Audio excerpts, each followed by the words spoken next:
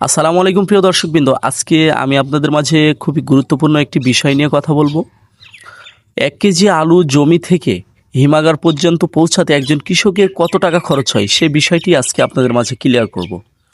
অনেকেই বলেন আলুর বাজার তো ১৯ থেকে ২০ টাকা, কৃষক কেন বিক্রি করছেন না? কিন্তু আমরা কি কখনো হিসাব করেছি জমি থেকে হিমাগার পর্যন্ত ১ কেজি আলু পৌঁছাতে একজন কৃষকের আসলে খরচ কত হয়? চলুন সংক্ষেপে হিসাব করি।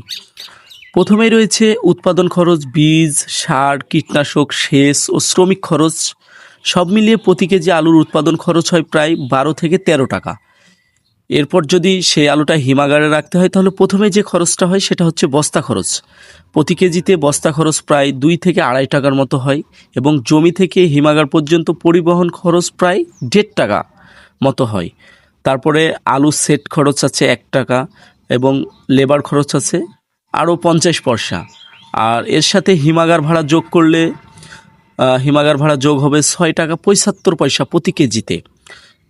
সব মিলিয়ে দাঁড়ায় আরও ১২ থেকে ১৩ টাকা।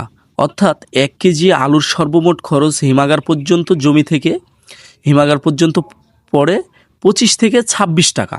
এখন যদি বাজারে আলু বিক্রি হয় ১৮ বা ১৯ টাকা বা ২০ টাকায়, তাহলে প্রশ্ন হচ্ছে কৃষক কি লাভ করছেন নাকি এখনও লোকসানের বোঝা বহন করছেন? আপনারাই বলেন। এখন এ কারণেই শুধু বাজার দর দেখলে হবে না, কৃষকের মোট খরচটাও কিন্তু বিবেচনায় আনতে হবে। আপনার মতে আলুর ন্যায্য মূল্য কত হওয়া উচিত? অবশ্যই কমেন্টের মাধ্যমে জানাবেন। আল্লাহ হাফিজ।